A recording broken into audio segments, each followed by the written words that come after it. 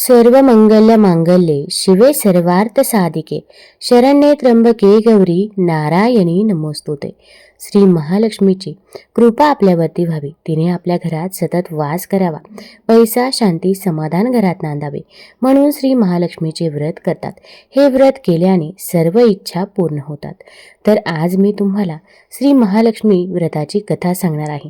त्यामुळे video skip न करता शेवटपर्यंत जरूर बघा.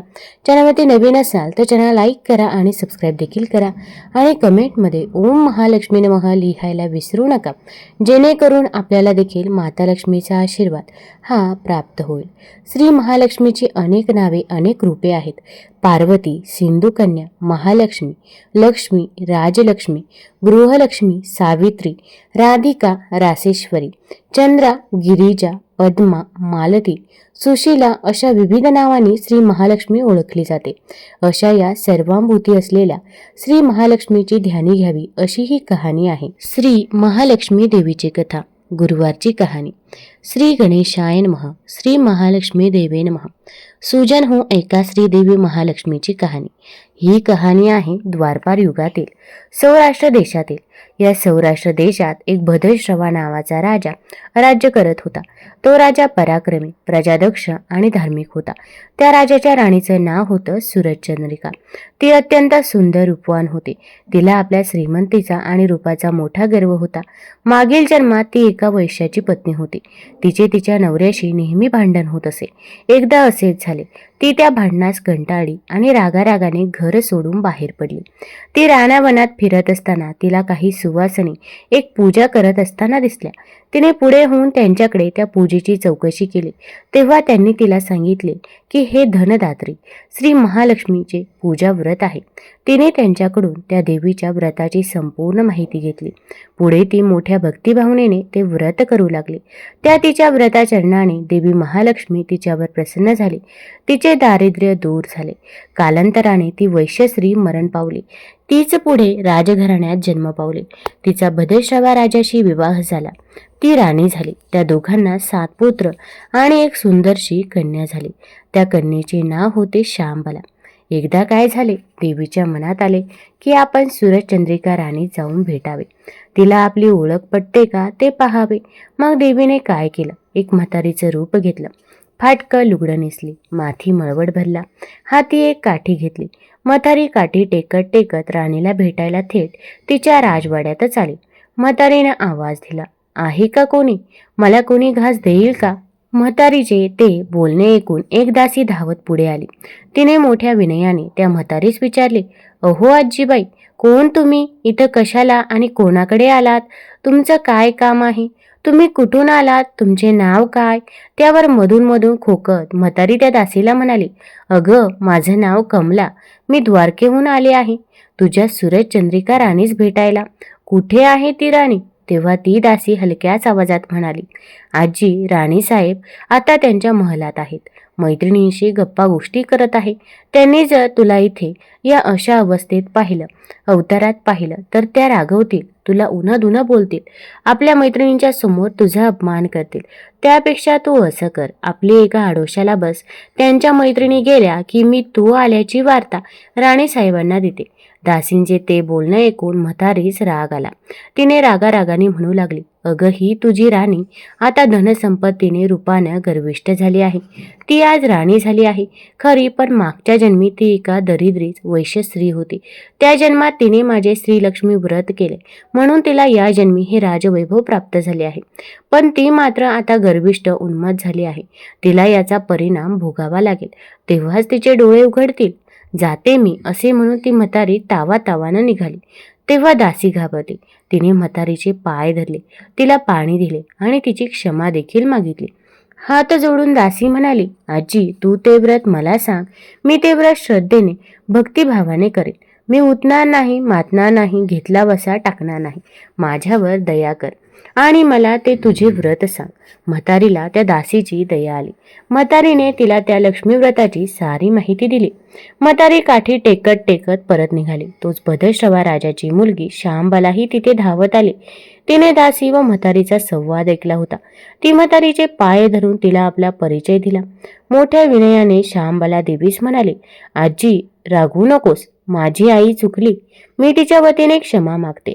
आईने जरी तुझ्या व्रताकडे पाठ फिरवली असली तरी मी तसं करणार नाही. मी घेतला वसा टाकणार नाही, व्रत मोडणार नाही. तू मला तुझ्या त्या व्रताची माहिती दे. राजकन्या श्यामबाला हिचे ते बोलणे ऐकून देवीस तिची दया आली. तिने तिला त्या मार्गशीर्ष महिन्यातील लक्ष्मी व्रताची संपूर्ण माहिती दिली आणि म्हातारी आता परतणार. तोच तिथे राणी सूरजचंद्रिकाही आली. तिने ते फाटकं तुटकं नेसलेल्या म्हातारीला आपल्या महालाशी पाहिलं. ती एकदम तिच्यावर रागावून तिला विचारू लागली, कोण ग तू थेरडे? इथं कशाला आलीस? जा इथून, नाहीतर मी तुला धक्के मारून माझ्या दारातून हकलून देईन. ते शब्द ऐकून म्हातारी संतापली. तिने रागाने आपले डोळे गरागरा फिरवले. ती तोंडातल्या तोंडात काहीतरी पुटपुटली आणि संतापाने निघून गेली. सुजन हो, त्या म्हातारी रूपी देवी महालक्ष्मीने जे व्रत सांगितले ते व्रत मोठ्या भक्तिभावाने आणि श्रद्धेने केल्यामुळे ती दासी पुढे खरोखरच सुखी झाली.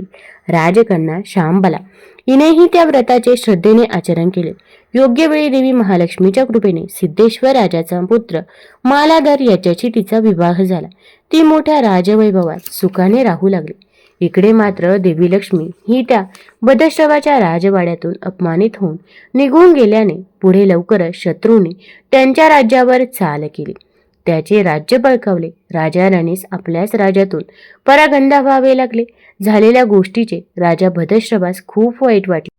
राणी सूरजचंद्रिकेसही आपल्या केलेल्या कृतीचा आता पस्तावा होऊ लागला. एकेकाच्या राजवैभवात असलेल्या राजा राणीस आता रानावनात भुकेल्या पोटी फिरण्याचे दिवस आले. असाच काही काळ गेला. एक दिवस राजा भद्रश्रवाच्या मनात आपल्या लेकीस भेटण्याची तीव्र इच्छा झाली. तो एकटाच पायी चालत चालत तिच्या नगरीत आला. दमला भागलेला राजा नदीकाठी विश्रांतीसाठी विसावला. राणीच्या एका दासीने त्यास पाहिले. त्याच्या आगमनाची वार्ता राजवाड्यात दिली. मालाधर जावयाने त्वरित सासऱ्यास सन्मानाने आणण्यासाठी रथ पाठवला. राजाचे स्वागत करून त्यास वस्त्र अलंकार भूषणे दिले. मोठ्या आदराने प्रेमाने ठेवून घेत त्यांचा उचित आदर सन्मान केला. काही दिवस आपल्या लेकीच्या घरचा पाहुणचार घेऊन राजा परत निघाला. तेव्हा मालाधराने त्यास हंडा भरून धन दिले. लेकीने पित्यास भरल्या गळ्याने निरोप दिला. भद्रश्रवा राजास तो तसा हंडा घेऊन आलेला पाहून राणी सूरजचंद्रिका हिला मोठा आनंद झाला. तिने घाईघाईने त्या हंड्यावरचे झाकण दूर केले आणि आत पाहिले तर काय, आत धन नव्हते, तर त्या धनाचे झालेले कोळसे होते. ते पाहून राजास मोठे आश्चर्य वाटले. राणी सूरजचंद्रिकेची मात्र खात्री झाली की त्या देवीची अजूनही आपल्यावर झालेल्या अवकृपेची, तिच्या शापाचीच ही परिणिती आहे. पण काय करणार? राणी सूरजचंद्रिकेस आपल्या फुटक्या नशिबावरच हात मारून घेण्याशिवाय उपाय उरला नव्हता. राजा भद्रश्रवा आणि राणी सूरजचंद्रिका यांच्या मागचे दारिद्र्य काही सरत नव्हते. एक दिवस आईच्या मनात लेकीस भेटण्याची इच्छा झाली. तिच्याही आगमनाची वार्ता ही अशीच एका दासीकडून मिळताच लेक आणि जावयाने तिला मोठ्या आदराने सन्मानाने महालात आणले. ती जेव्हा लेकीकडे आले तेव्हा श्री लक्ष्मी व्रताचरणाच्या प्रभावाने सुख सौख्यात असलेल्या आपल्या लेकीस पाहून तिला मोठा आनंद झाला, समाधान झाले. लेकीने आईस न्हाऊ माखू घातले. तिला नूतन वस्त्र अलंकार दिले, सुग्रास भोजन दिले. दुपारची वेळ झाली. श्यामबालेने देवी महालक्ष्मीची पूजा आरती नैवेद्य केला आणि तिने आईस भोजनास बोलवले. पण त्यावेळी राणी सूरजचंद्रिका म्हणाली, श्यामबाले, तू माझे डोळे उघडलेस. आज तुझ्या श्री महालक्ष्मी व्रताचा हा पहिला गुरुवार आहे. मी तुझी पूजा पाहिली, आरती ऐकली. आता आज मी ही उपवास करणार आणि माझा सुटलेला मोडलेला लक्ष्मी व्रताचा वसा पुन्हा जोडणार. ते शब्द ऐकून श्यामबालेस तर फार मोठा आनंद झाला. महिनाभर तिथेच लेकीकडे राहूनच राणीनेही देवी लक्ष्मीची क्षमा मागून तो लक्ष्मी व्रताचा वसा पूर्ण केला आणि एक दिवस सर्वांचा निरोप घेऊन राणी सूरजचंद्रिका आपल्या घराकडे परत येण्यास निघाली. तेव्हा लेक आईस पोहोचवायला तिच्या सोबत माहेरी आली.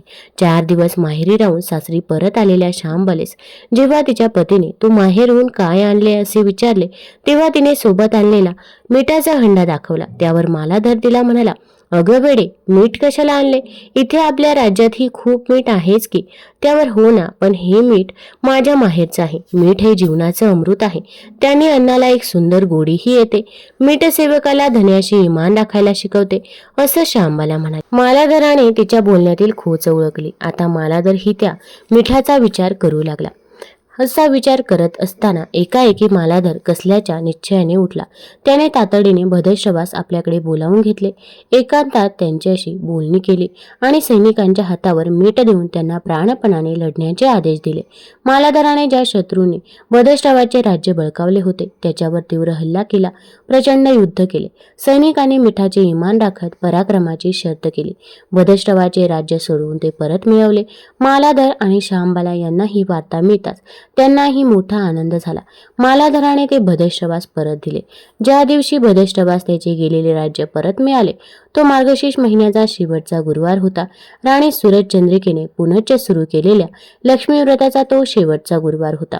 त्या गुरुवारीच भद्रश्रवास त्याचे गेलेले राज्य परत मिळाले. इतकेच नाही तर देवीच्या वरद कृपेने राजाचे दूरदेशी गेलेले 7 पुत्रही नेमके त्याच दिवशी घरी परत आले. सर्वांनाच मोठा आनंद झाला.